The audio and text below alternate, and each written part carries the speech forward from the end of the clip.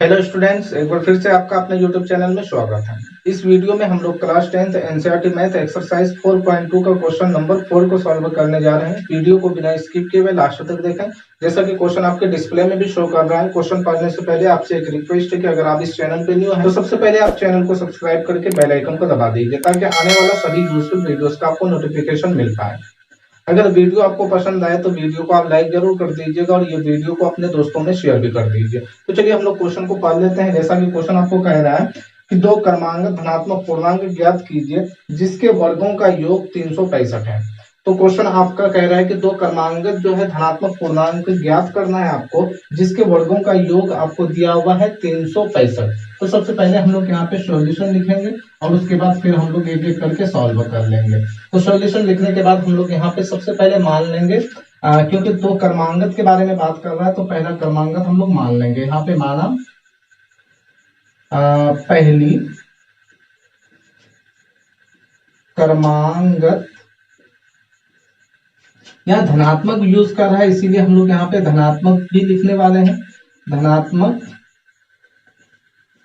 पूर्णांक, इसको हम लोग मान लेते हैं कि पहली जो धनात्मक पूर्णांक है ना वो आपका x है। देखिए क्रमांक का मतलब होता है कि एक के बाद दूसरा। जैसे हम लोग 10 बोलते हैं, 10 के बाद अगर कोई बोले 11 तो 10 का क्रमांक हो जाएगा 11। यानी लगातार जो संख्या होती है उसको हम लोग क्रमांक बोलते हैं। तो और एक चीज और याद रखना है, 10 में कितना जोड़ने के बाद आपका 11 होता है तो 1। तो यानी 1 जो है जोड़ेंगे जैसे ही किसी भी संख्या में वो आपका उसके अगला क्रमांक संख्या हो जाती है। तो उसी तरह से हम लोग यहाँ पे पहली क्रमांक जो धनात्मक पूर्णांक है उसको x माने हैं। तो दूसरी अगर आपको कोई पूछ दे कि बताओ दूसरी क्रमांक संख्या क्या होने वाला है, तो दूसरी क्रमांक आपको सबसे पहले मानते हैं हम लोग क्रमांक धनात्मक पूर्णांक। तो आप कहेंगे कि पहली वाला जो संख्या हम लोग मानते हैं ना, मान लेते हैं कि 10 में 1 जोड़े 11 हुआ। तो यहाँ पे हम लोग पहली क्रमांक माने हैं x, यानी हम लोग x में कितना जोड़ेंगे कि अगला संख्या हो जाएगी यानी 1 जोड़ेंगे। तो इस तरह से हम लोग का जो है दो लगातार क्रमांक संख्या जो है मानना था वो मान चुके हैं हम लोग। अब यहाँ पे हम लोग आ जाते हैं डायरेक्ट क्वेश्चन में। क्वेश्चन में आपको कह रहा है, यहाँ लिखेंगे AC, जिसका मतलब होता है अकॉर्डिंग टू क्वेश्चन। क्वेश्चन में आपको कह रहा है कि दोनों का वर्ग जब करते हैं ना, वर्ग मतलब स्क्वायर, यानी पहली संख्या का स्क्वायर और दूसरी संख्या का स्क्वायर यानी x प्लस 1 का होल स्क्वायर। कहा कि दोनों के स्क्वायर करने के बाद जब जोड़ा जाता है तो ये आपका 365 हो जाते हैं। यही आपके क्वेश्चन में है, आप पढ़ के मतलब देख लीजिए। इसमें आपको कह भी रहा है कि जब दोनों क्रमांक संख्याओं का स्क्वायर करके जोड़ा जाता है तो मिलता है आपका 365। तो अब इसके बाद हम लोग इसको जो है तोड़ लेंगे। जैसा कि यहाँ पे एक्स स्क्वायर जो है इसको रहने देंगे एक्स स्क्वायर के रूप में ही। अब उसके बाद इसको पढ़ने वाले हैं। देख लीजिए यहाँ x प्लस 1 का होल स्क्वायर है, ये x को हम लोग a पढ़ लेते हैं और 1 को b पढ़ते हैं। तो देखिए आपका a प्लस बी का होल स्क्वायर हो गया है। तो a प्लस बी का होल स्क्वायर का आपको फॉर्मूला भी पता होगा, जैसा कि a प्लस बी का होल स्क्वायर का फॉर्मूला होता है आपका a square plus B square plus 2ab, या इसी को बहुत आदमी बोलता है a square plus 2ab plus B square. दोनों में से जो याद रखना है आप याद रखते रहिए। तो चलिए इसमें हम लोग अरेंज करने वाले हैं a प्लस बी का होल स्क्वायर जो है ना, इसमें हमारा सबसे बाहर में प्लस है तो प्लस देंगे। अब यहाँ a स्क्वायर यानी a के जगह पे यहाँ पे x है तो ये इसीलिए हम लोग यहाँ पे लिखेंगे x का स्क्वायर। अब उसके बाद 2ab लिख लेते हैं हम लोग। जैसा कि यहाँ पे 2 के जगह पे जबरदस्ती हम लोग 2 डाल देंगे। अब a के जगह पे आपका आ जाएगा x और b के जगह पे यहाँ पे दिया हुआ है आपका 1। तो इस तरह से आपका लिखा चले जाएगा। और उसके बाद लास्ट में है आपका यहाँ पे बी स्क्वायर, तो बी के जगह पे आपका 1 है तो 1 का यहाँ पे स्क्वायर डाल देंगे। अब ये हो जाएगा आपका 365। अब आगे हम लोग जो है इसको तोड़ लेते हैं। तोड़ेंगे नहीं, जहां जहां गुना होगा वो सभी को गुना कर देंगे और जहां जुड़ेगा हम लोग जोड़ लेंगे। जैसा कि यहाँ पे एक्स स्क्वायर एगो और एगो एक्स स्क्वायर यहाँ पे दोनों जुड़ेगा तो आपका 2 गो एक्स स्क्वायर हो जाएगा। तो हम लोग 2 गो एक्स स्क्वायर लिख लेंगे। अब उसके बाद प्लस, देखिए 2 गुना एक्स गुना 1 बराबर 2x हो जाएगा आपका यहाँ पे।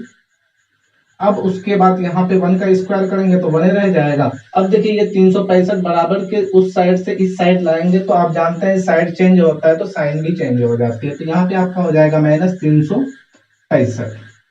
अब यहाँ इज इक्वल टू आपका 0 हो जाएगा। तो अब हम लोग ये वाला स्टेप को कंप्लीट कर लेते हैं। जैसा कि यहाँ पे 2x स्क्वायर बच जाएगा और यहाँ पे आपका प्लस में 2x बचेगा। क्योंकि हम लोग इधर कुछ करे नहीं अभी तक। अब ये बताइए कि 365 रुपए आपके ऊपर कर्ज है, उसमें से कर्ज वाले को 1 रुपए दे भी दिए हैं तो भी आपके ऊपर कर्ज ही बचने वाला है, तो ये बताइए कि कितना रुपए बच जाएगा। तो हम लोग बोल सकते हैं यहाँ पे 300 सिर्फ कितना बचेगा आप कर्ज के रूप में, तो 364 रुपए, और यहाँ बराबर में आपका 0 हो जाएगा। अब इसमें से क्या कीजिए कि कॉमन जो भी आ रहा है वो सभी को कॉमन के रूप में बाहर निकाल लीजिए। जैसा कि यहाँ पे देख रहे हैं इसमें भी 2 है, इसमें भी 2 है, और इसमें ऑलरेडी 2 छुपा हुआ ही है। तो चलिए 2 को कॉमन निकालेंगे, यहाँ पे बच जाएगा आपका एक्स स्क्वायर, और यहाँ पे बचेगा आपका सिंपल में एक्स, और यहाँ बच जाएगा आपका 182।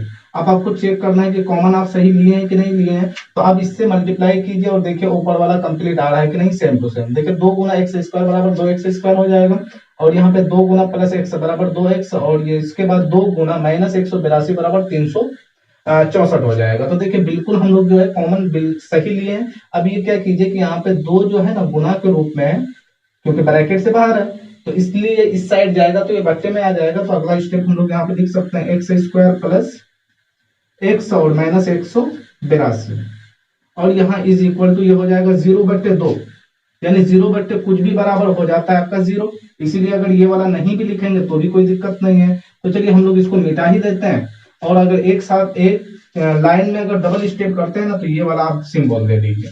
तो अब देखिए ये वाला जो है द्विघात समीकरण के रूप में बदल चुका है। तो द्विघात समीकरण को आप बहुत ही अच्छा तरीके से सॉल्व करने के लिए जानते हैं। अगर नहीं जानना है या पीछे वाले वीडियो को नहीं देखें तो कोई दिक्कत नहीं है, आप बिना स्किप किए हुए यहाँ से आप कंटिन्यू देखिए, आपको द्विघात समीकरण भी सॉल्व करने के लिए आ जाएगा।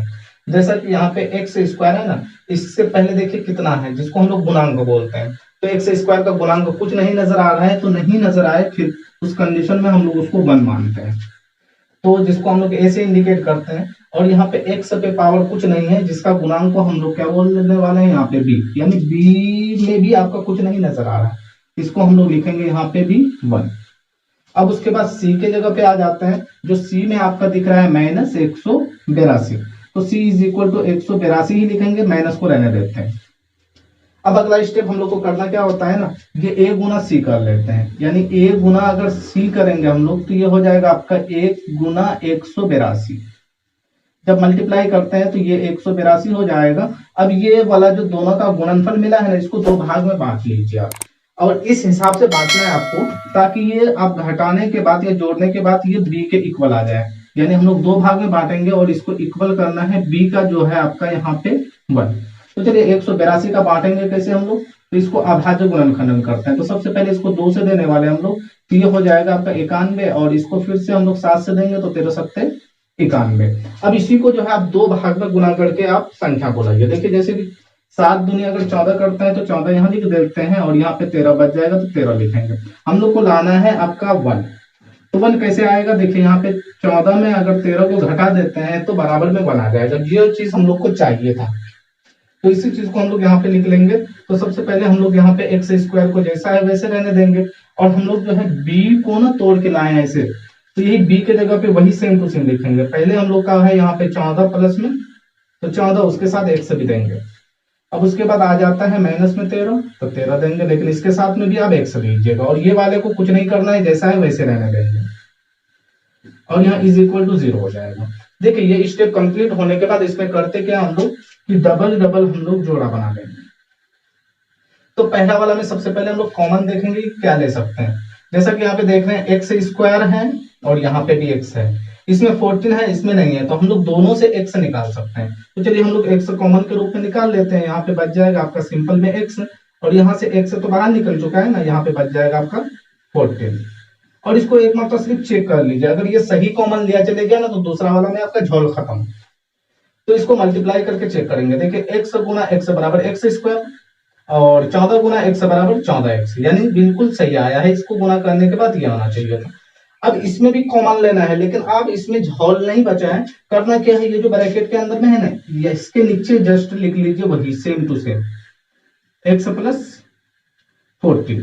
तो चलिए x प्लस 14 लिखने के बाद अब क्या करना है, इसमें ये वाला जो फर्स्ट संख्या है ना, इससे आप ये वाला संख्या लाने का कोशिश कीजिए। देखिए कितना से आप मल्टीप्लाई करेंगे कि सेम टू सेम 13x आ जाएगा। तो देखिए यहाँ पे x है, यहाँ पे x है, लेकिन यहाँ पे 13 है, यहाँ पे 13 नहीं है, तो हम लोग क्या करने वाले हैं, यहाँ पे 13 से ही गुना करेंगे, लेकिन माइनस में आना चाहिए था इसलिए यहाँ पे माइनस दे देंगे। अब चेक कर लीजिए कि कॉमन बिल्कुल सही आया कि नहीं। देखिए माइनस गुना प्लस बराबर माइनस 13 गुना x बराबर 13x। उसके बाद माइनस गुना प्लस बराबर माइनस 13 गुना 14 इज इक्वल टू 182। बिल्कुल एकदम सही आपका कॉमन आ गया। देखिए ये रूल या फिर ये कंसेप्ट अगर यूज करेंगे ना आपको द्विघात समीकरण सॉल्व करने में बहुत आसान रहेगा, इसीलिए आप यही वाला कंसेप्ट को यूज कीजिएगा। चलिए फटाफट आप स्क्रीनशॉट ले लीजिए, जगह कम है हमको मिटाना पड़ेगा। तो चलिए हमको उम्मीद है कि स्क्रीनशॉट ले लिया गया होगा। यहाँ पे मैं मिटा करके अगला स्टेप को लिख लेता हूँ।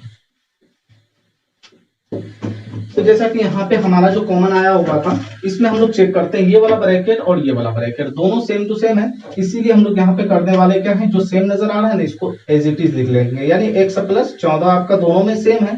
अब पहला वाला में हम लोग अगर x को निकाल लिए हैं दोनों में से तो देखिए फर्स्ट वाले में आपका x बच जाता है, तो x आपका यहाँ पे ब्रैकेट के रूप में आ जाएगा और दूसरा वाला में आपका 13 बच जाता है माइनस के रूप में, तो ये 13 को लिख लेंगे और इज इक्वल टू यहाँ पे 0 हो जाएगा।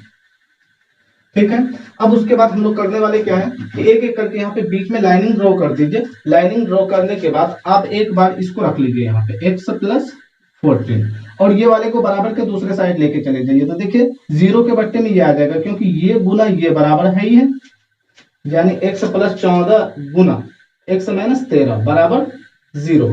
तो अगर आप ये वाले को इधर रखते हैं तो ये गुना में है, दूसरे साइड जाएगा तो बट्टे में आ जाएगा। अगर बट्टे में आएगा 0 बट्टे कुछ भी बराबर हो जाता है 0, क्योंकि हम लोग इससे पहले यहाँ पे कर चुके हैं।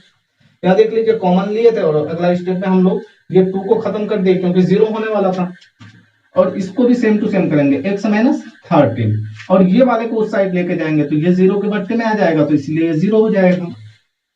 अब आगे हम लोग x को रहने देते हैं, यहाँ पे x इज इक्वल टू बराबर के दूसरे साइड लेके जाएंगे ना 14 को, तो ये हो जाएगा आपका माइनस 14 और यहाँ पे भी वही कर लीजिए x इज इक्वल टू, यहाँ इधर माइनस में है तो इधर आ जाएगा तो प्लस में 13। तो देखिए हम लोग x निकाल चुके हैं और वही हम लोग को निकालना भी था यहाँ पे।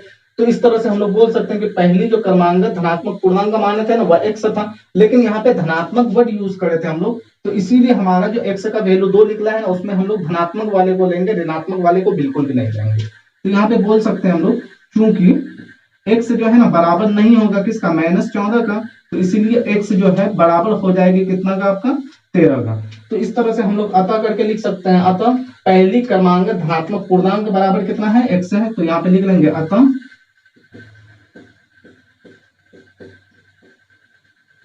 पूर्णांक बराबर x बराबर आपका निकला है कितना, 13।